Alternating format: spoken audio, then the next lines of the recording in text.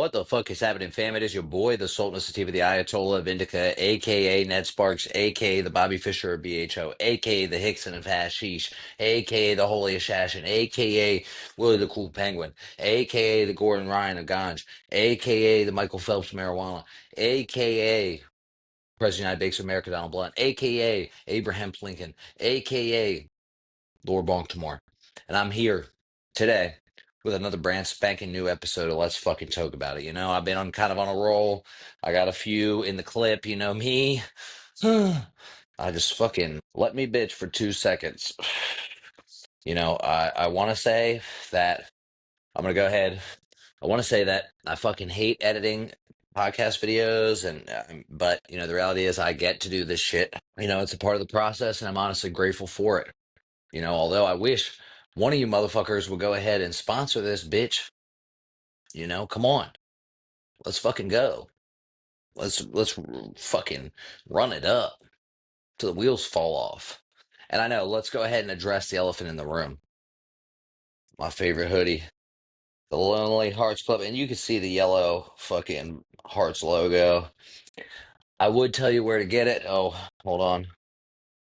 Got the logo right on the tag, that hem tag logo. Cut up, not by me, but by the designer, Philip Hearts, Black Hearts. I would tell you, ask him for one, but this is exclusive. Okay, 101 type shit. Did he gift it to me? No. Okay. He left it at the shop, but that was my man.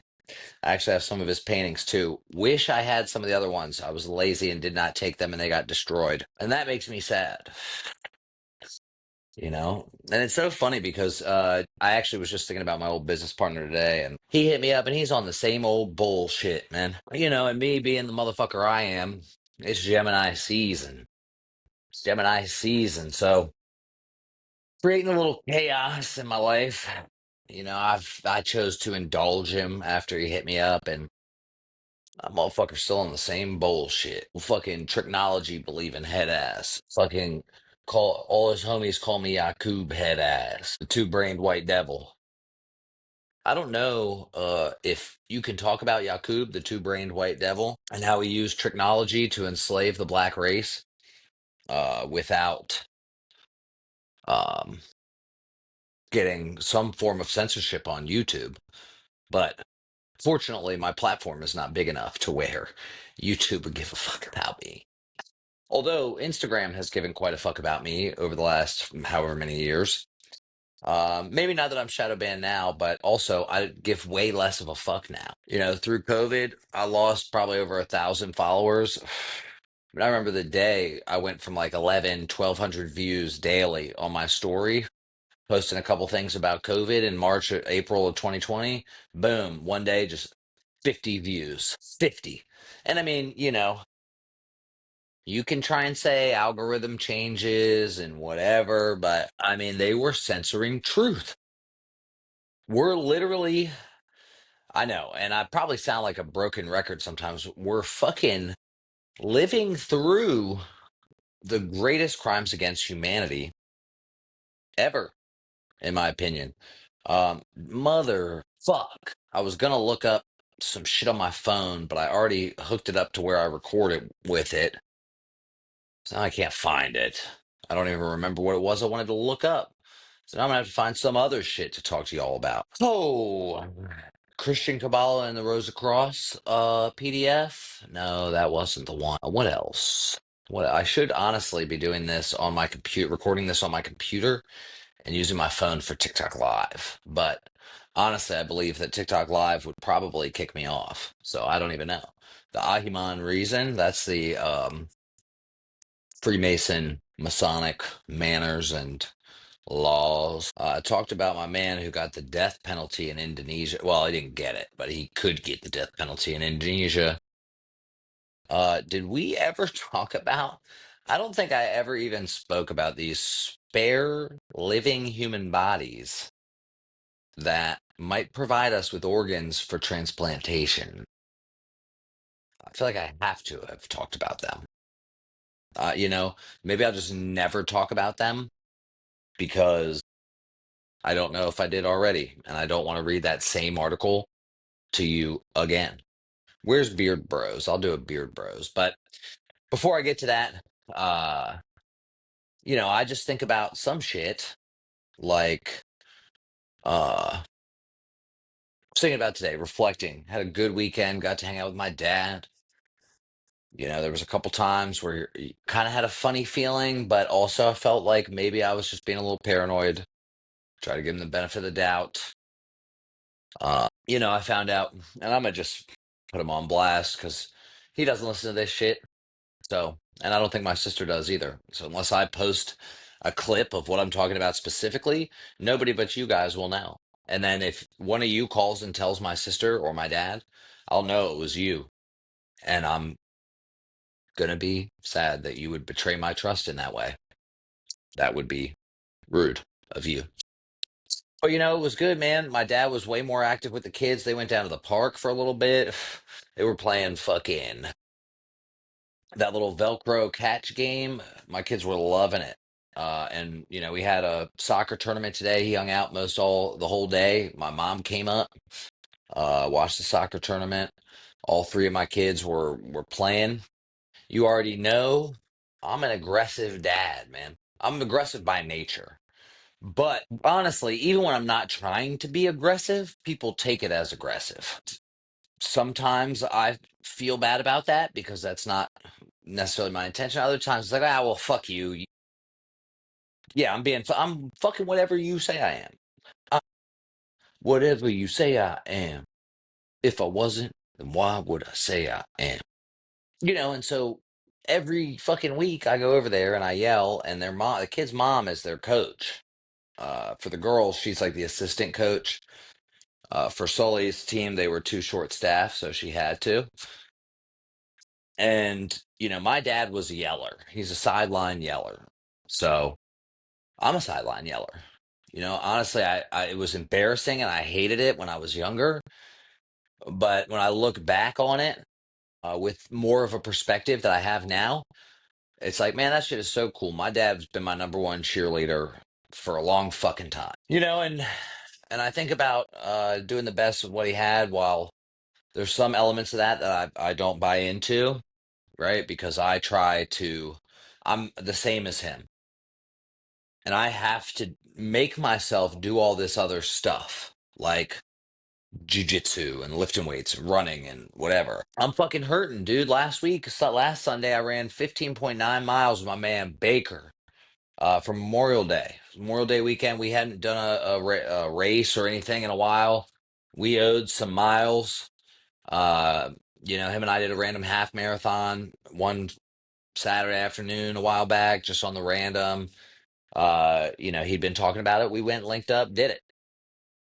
My fucking sciatic's been kind of bugging me, like to the touch. It is painful, a little knotted up. I'm gonna have to use the So Right. Shout out to So Right. When I use it, my shit feels so right. Open up those psoas muscles. I mean, you just basically grind this hard plastic 3D printed fucking thing into your psoas muscles, and I like to do it at the fucking top of the glute, up near the hip. Really just rub it in there, breathe, and after a little bit of time, you start feeling that shit release up. It's good. I put it on my calves. So there's elements of my dad like I don't want to be like, but there are some elements that I love and respect him for. And he fucking was there for all my sports shit growing up. When I started playing in a punk rock band, he went to most all of my shows. There's some videos we got to get converted to a disc. As soon as we do, I'm gonna post them up, man. I'll show you some Kill Whitey in action, bringing danger back to rock and roll. But my pops, he made a little comment, about how he still had some weed at the house that was mine or that I had given him. I had gifted him within the limits of DC, District of Columbia, within the Initiative 71 rights. Okay, don't fucking come at me sideways. And I was like, oh, well, go ahead, give it to a homeless man or something. And he was like, well, no, I'll keep working through it. I was like, oh, you know? I mean, who am I? And that's kind of my thing. It's like, who am I to say something when weed is in my recovery process? But I also went 2.5 years, before I made a decision. Now that's me. Everyone has to make their own decisions, and when I was early on in recovery, thank God that I had people around me that were willing to tell me, hey, man, you can do anything that you want to do in this life as long as you are willing to accept the consequences. That doesn't mean you fucking go run around and do whatever shit and say, oh, well, this happened to me because of this, and this happened to me because of this. And it's like, no. What did you do? What part you play in it? That's what you say. Elliot, what part did you play in it? Okay. What part you play in it? I don't want to hear what this person did. I don't want to hear what that person did. And I had to learn that this shit was like, that every problem I had in my life was my fault. And that's why so often people get annoyed with me, and don't vent to me because I'll tell them, I'll be like, okay, well, whose fault is that? And they're bitching about somebody else. It's like, okay, I want to hear what somebody else did. I want to hear what you did. How did you respond? How did you keep Elliot, keep your side of the street clean? And that's like a guiding principle that I've used in my whole recovery process, last 14 years. What part did I play in it? Did I keep my side of the street clean? Did I show up uh, as close to God's will as I imagine it, with what my limited fucking brain can fathom would potentially be God's will? And I do that usually by trying to handle any and every situation with some presence of mind, some clarity, honesty, open mindedness, willingness, compassion, kindness. These things are not easy. Patience, but I know that if I'm practicing those, I'm probably going to be doing okay in whatever the situation is. I'm gonna figure it out. And so anyway, I was fucking today. I didn't even realize it. This is how ridiculous it is, and how little I even notice these kinds of things. My daughter had cut herself some bangs, and this is the second time Rivers cut her hair. The first time, her mom got upset and didn't like it, and I don't think handled it the best. Not that it was like bad or like over the top in any real way, but in my opinion, I know I have my own personal biases. Uh, there was it's a little bit more about her. She makes it about her sometimes rather than like just being supportive of our kid. To me, it's kids being kids. She didn't hurt herself. Um, she is expressing herself. She's being creative, and I want to support that. Regardless, okay, so she shouldn't have done that, and I made sure to reiterate to her exactly what her mom said. Hey, dude, if you want a haircut, just ask us and we will take you to get a haircut. And if you're interested in how to cut hair, then ask the stylist some questions and we'll get you a doll head to practice on. But you don't have to cut your own hair, you know? So we and again, today she didn't handle that A1 in my opinion. And that shit hurts my daughter's feelings. Solely my son made fun of her, said, haha, mommy doesn't like your haircut. And it's like, yeah, that's funny. But it's not something that's like, I don't know. Is that good for my daughter? Is that really helpful? Like I think she can understand to not cut her hair without having to say that you don't like it. It's fucking cute, dude. It's fucking real cute. And of course, you know, my baby mom, she'll take anything except for fucking accountability. And when I just even like mentioned to her, like, hey, I don't think that maybe you handled that right, or here's my perspective on it, whatever, she starts firing, boom, shots. You're completely negligent. Where were you? I had to tell her, it's like, yo, cutting some bangs, snip, snip. That takes 2 seconds in the bathroom. I don't hog my daughter in the bathroom. Yeah, I assume that she's going potty, you know? Where was my dad and I? Outside playing catch. playing fucking scooter. Okay, get the fuck out of my face, man, with that bullshit. And it's not relevant because really, the conversation doesn't even have to go that far. I say what I felt. I just need to get it out. All she could have said is, "Hey, I didn't see it from that perspective. Thanks for sharing yours with me," or fucking some dumb shit along those lines. Because ultimately, it's not about me, right? It's about River. It's about my daughter, and I love these damn kids.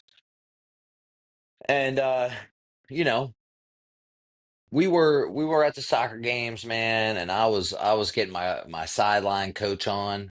And of course, she didn't like that. Audra didn't like that. She hates that. She even told me that uh River told her, quote, verbatim, "I don't want daddy yelling at me because it makes me play bad."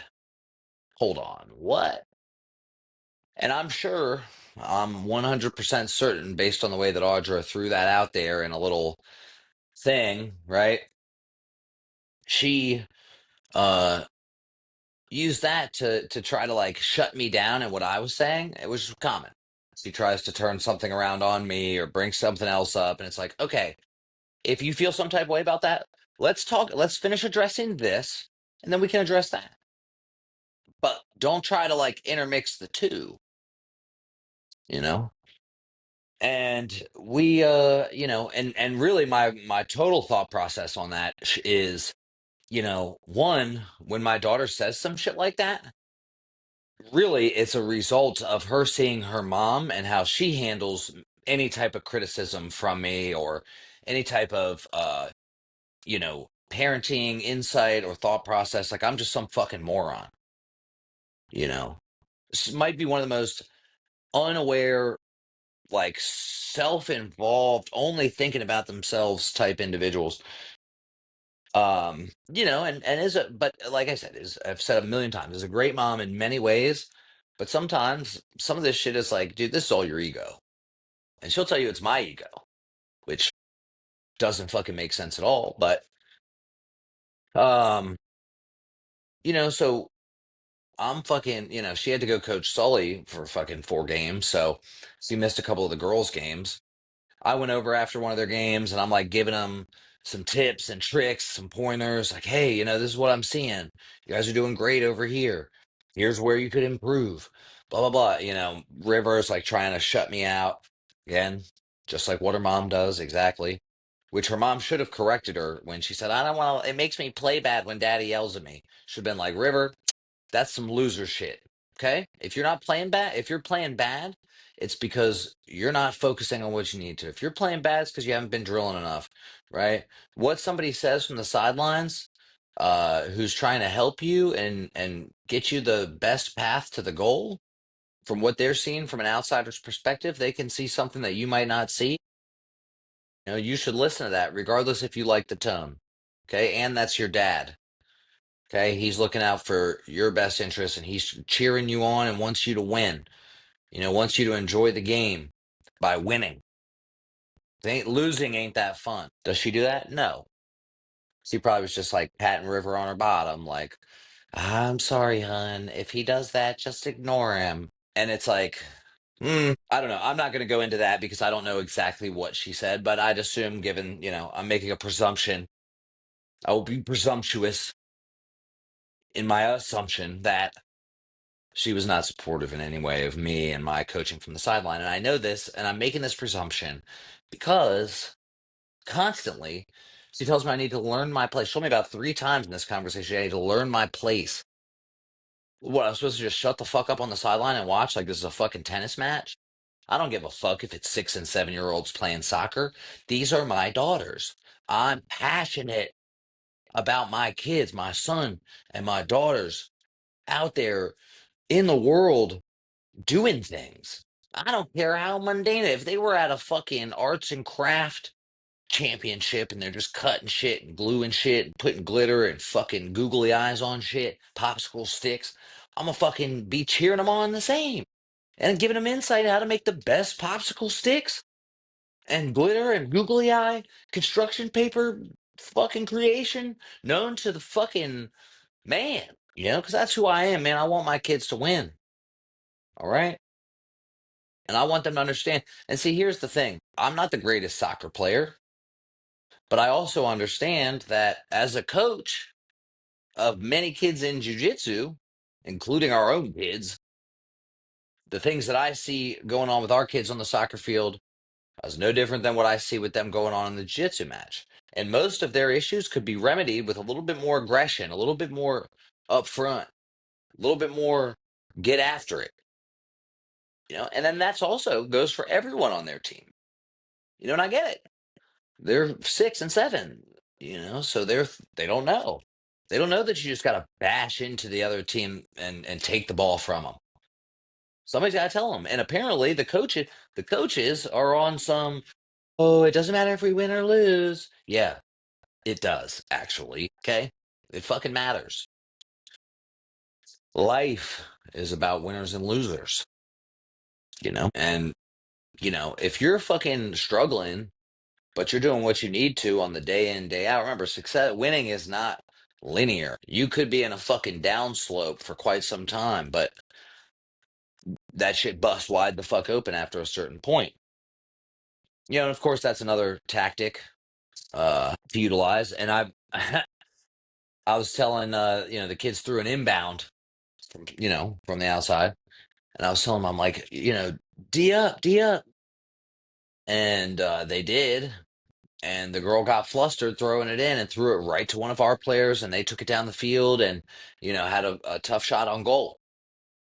2 minutes later, they had another throw in, and I'm telling them, I'm like, D them up, get up on them, get aggressive. You made them make a mistake after the last time. And the other coach didn't like it, and he was like, they're six, they all make mistakes. And I was like, yep, but even at age 6, they need to understand that in order to win, one of the best ways, most effective ways to do that is by capitalizing on your opponent's mistakes. Sure, it's part of the art of war. Let your opponent beat themselves. You don't have to be the best soccer player. You just have to fucking be intelligent. Figure out some ways to, it's like jujitsu and, in judo or jujitsu. There's a Japanese term called kazushi. It's one of my favorites. It's a fun word to say. Say it. Kazushi. Right? And what Kazushi is, it's an off balancing, right? It's getting somebody off their base, basically.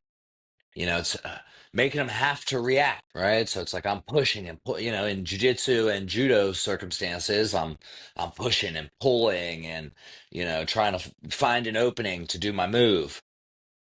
Right. It's the same in soccer, right? Yeah, you're not pushing them and pulling them in that way, but you could still be physical. There's an inbound, you're jumping up in the guy throwing its face. The people who are there, you're boxing them out like in a basketball game, getting up in their face. Right. I'm telling these girls this, and all of the other kids on the team start listening and are like, and so I started giving some of the other kids like, hey, this is what I saw you were doing. You're doing great. Hey, this is what I saw you were doing. This is what you could do better. I like got a whole little team up, got the whole team while I'm over there, and by the end of the day, right, like I'm cheering this whole kids team on, you know, yelling, getting them to be aggressive. I'm telling you, and the one kid's granddad came up and was like, "Where were you? We missed you the last couple weeks." I was like, I've been working, I wasn't able to get out to Lancaster for the, little tournament that day. He was like, "They played better when you were here." He was like, "You must have been a soccer coach. You must have played soccer." I said, no, I mean, like a little bit, but not much. And I had to explain to him, hey, the problems they have here are the same ones I see kids at the same age and even older at jiu-jitsu. All it takes is be a little aggressive. And there was a time when I was like 11, and I told him about this time when I was 11 playing basketball, and my dad yelling at me, and I was just being so annoyed with him and feeling embarrassed, and some of the shit he said just kind of clicked. And I remember having a great second half this game. And damn if my dad didn't bring that up, at one point during the day, a little bit later. It was like, it's just kind of a good feeling, kind of a cool feeling, being on the same wavelength as old Papadopoulos. Got to got to spend some real quality time with my kids. I feel like lately, um, we're going to the beach soon, so I'm really excited about that and our ability to, spend some time with my kids and really enjoy that before I try and figure out some other shit. Yeah. Anyway, what else is going on? Let's fucking see. I need to do some more interview episodes. I have been slack a lacking the last couple weeks. I know I promised to get Zeke the Freaky out. It's still not out. By the time you listen to this, though, it will absolutely be out because there's like two other episodes before this plus Zeke the Freaky. So that'll be four. When I get to four, that's usually the go-to number. Where is the gosh darn beard bros up? Kabbalistic Order of the Rose and Cross. My technology. There's beard bros. Okay, Freedom Grow. Pretty sure I talked about them. Um, let's see. Media. No. Let's just go home. Why cannabis companies are looking to Europe for business opportunities? No. Another attempt to legalize rec cannabis in Pennsylvania proposed. Where's that from? Okay.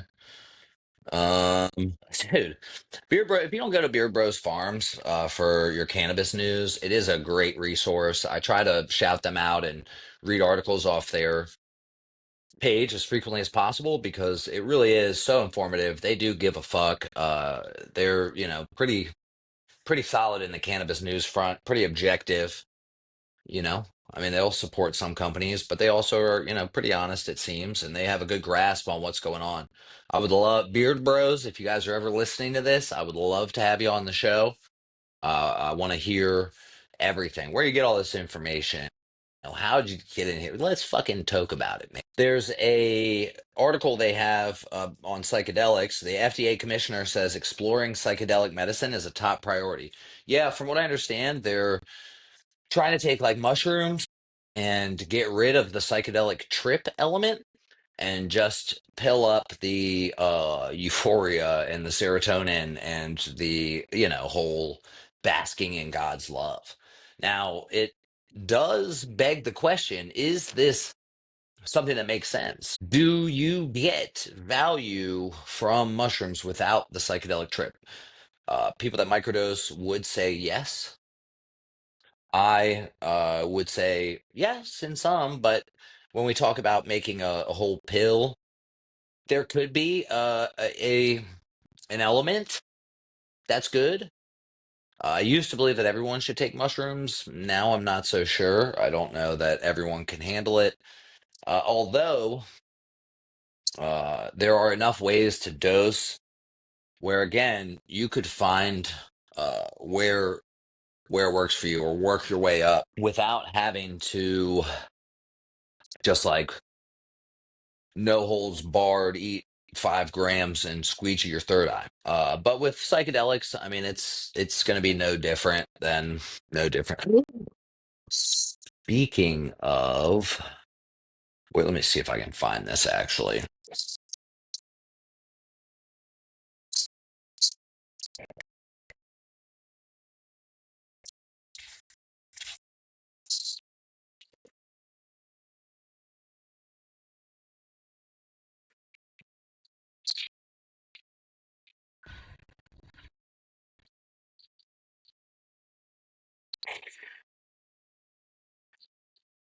Yes.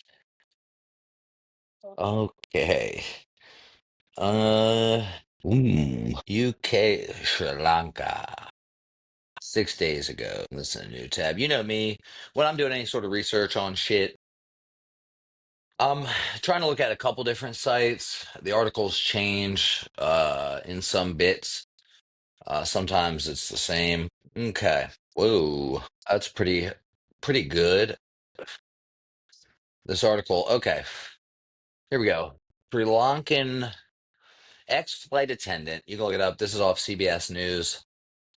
Ex-flight attendant allegedly caught with 101 pounds of synthetic drug in her suitcases at Sri Lanka airport, reports say. Sri Lankan authorities have seized nearly 60 kilos of potent synthetic cannabis that foreigners tried to smuggle in this month in three separate cases.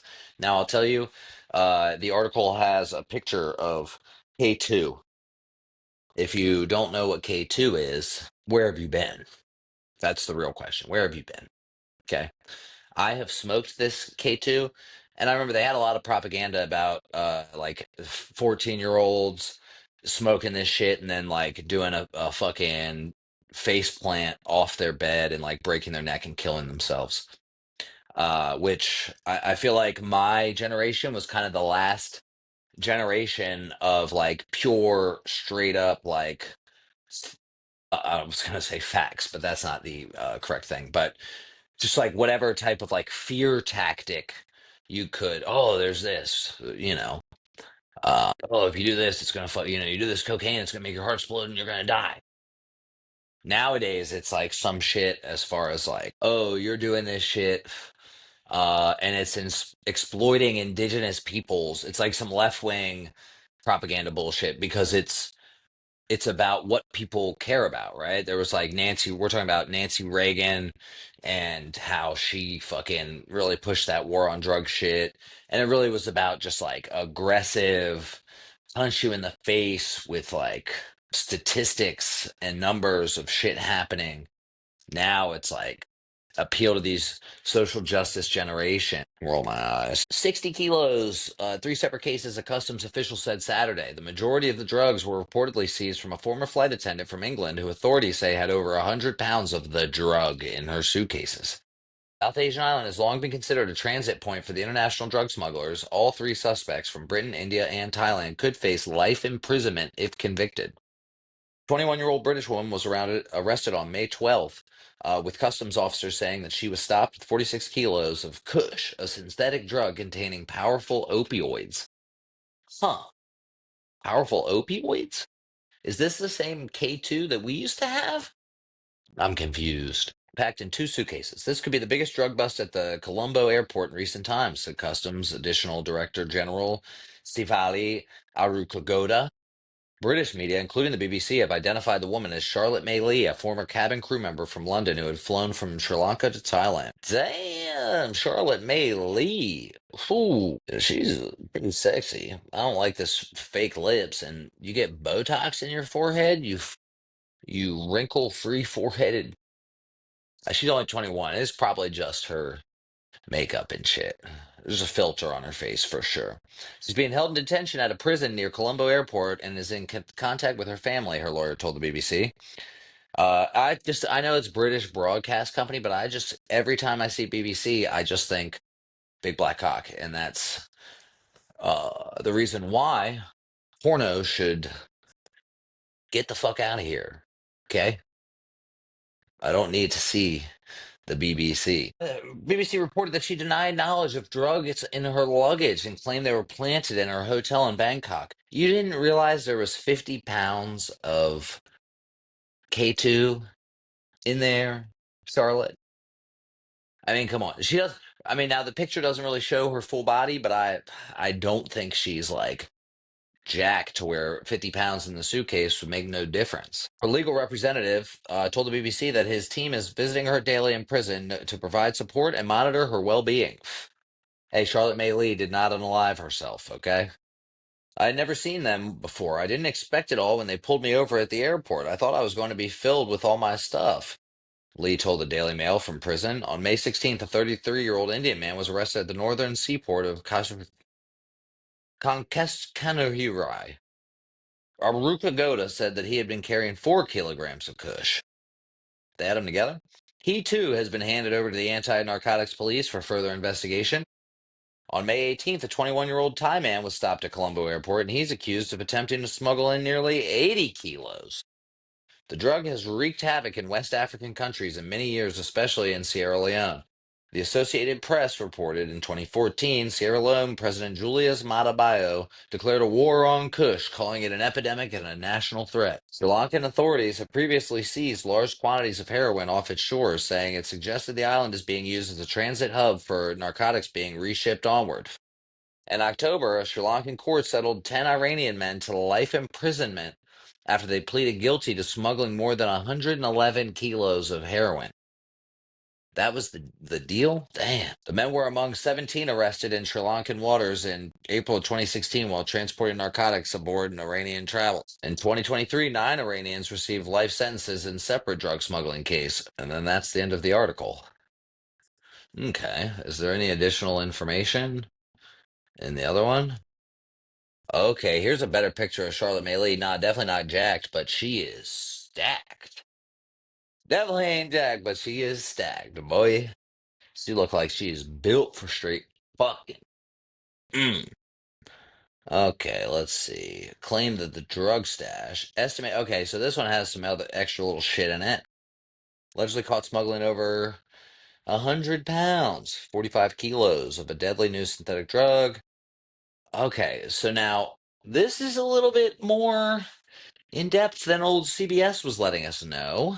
A 21-year-old former flight attendant from the UK is facing up to 25 years in a Sri Lankan prison after caught allegedly smuggling over 100 pounds of a deadly synthetic new drug made of human bones. According to the BBC, Charlotte May Lee from South London was arrested earlier this month in Bandaranaike Airport in the Sri Lankan capital of Colombo. She was caught allegedly carrying suitcases full of Kush, a new drug originating in West Africa, which kills an estimated dozen people a week in Sierra Leone alone.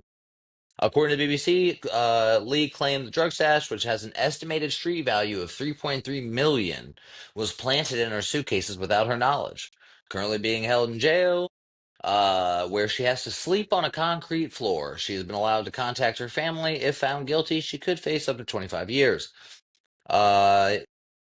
Senior officer in the Narcotics Control Unit of Sri Lanka Customs said at the discovery at Colombo's airport was the largest Kush seizure in airport history. The lawyer visiting her daily, making sure her well-being's good.